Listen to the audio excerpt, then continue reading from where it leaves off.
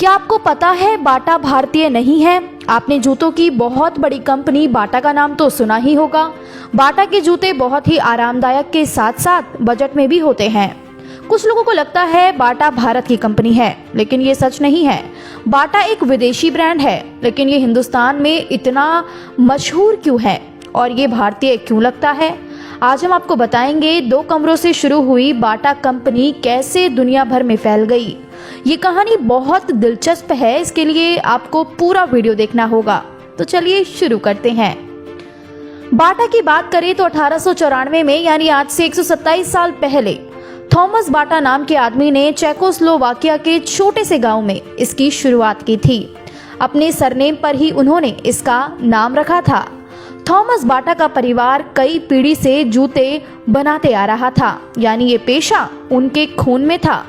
लेकिन ये सफर इतना भी आसान नहीं था, क्योंकि उनका परिवार बस घर चलाने लायक ही पैसे कमा पाता था।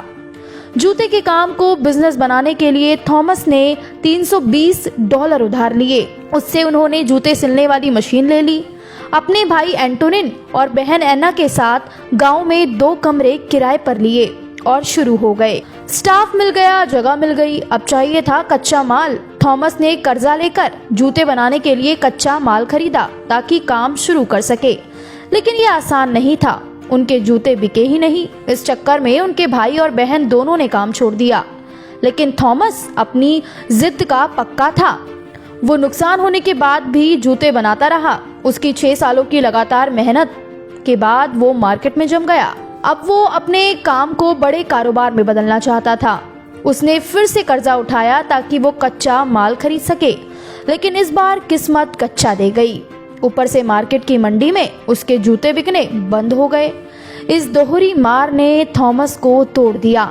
अब ना वो जूते बना पा रहा था और ना किसी का कर्जा लौटा पा रहा था। थॉमस सर से पैर तक कर्ज में था। उसे दिवालिया घोषित कर दिया गया। अब मामला खाने के लाले तक आ गया था। इसीलिए थॉमस अपने 3 कर्मचारियों के साथ इंग्लैंड की एक जूता कंपनी में मजदूर का काम करने लगा। लेकिन थॉमस के दिमाग में अपनी ही कंपनी घूम रही थी।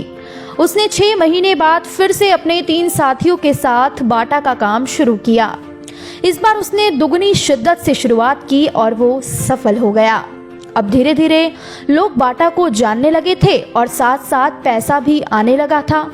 1912 में उसकी कंपनी में 600 मजदूर काम करते थे, जो उस वक्त काम देने वाली सबसे बड़ी कंपनी थी। बाटा की लाइफ का टर्निंग पॉइंट।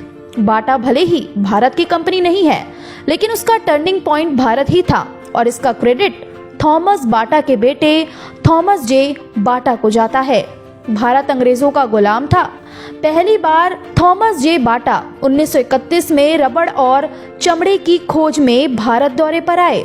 उस वक्त यहाँ के लोग नंगे पैर घुमा करते थे। बस यही से उन्होंने भारतीयों को जूता पहनाने और पैसा कमाने का ठान लिया।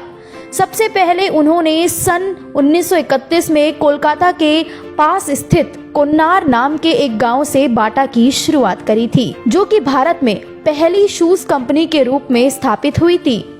बाटा को पूरे भारत में फैलने में मात्र 2 साल का समय लगा, जिसके बाद भारत में जूतों की मांग तेजी से बढ़ने लगी, जिसके साथ बाटा ने जूते बनाने की प्रक्रिया को दोगुना कर दिया और बाटा और भी ज्यादा जूते बनाने लगा। भारत में बाटा लॉन्च होने के 1 साल बाद 1932 में थॉमस की मृत्यु एक दुर्घटना में हो गई, लेकिन उनके बेटे ने कारोबार को खूब संभाला। थॉमस की मौत के टाइम बाटा कंपनी के पूरी दुनिया में 1645 स्टोर्स थे, जिनमें कुल 16,560 कर्मचारी काम करते थे। 1939 तक बाटा भारत में पैर जमा चुका था। जिस गांव में कारखाना था उसे बाद में बाटा नगर कहा जाने लगा। उस दौर में भी बाटा कंपनी एक हफ्ते में 3500 जोड़ी जूते बेचती थी। भारत में बाटा के मशहूर होने का एक कारण ये भी था इसकी टैगलाइन, दिल है हिंदुस्तानी, जिसकी वजह भारतीयों को ये आज तक अपना सा फील होता है।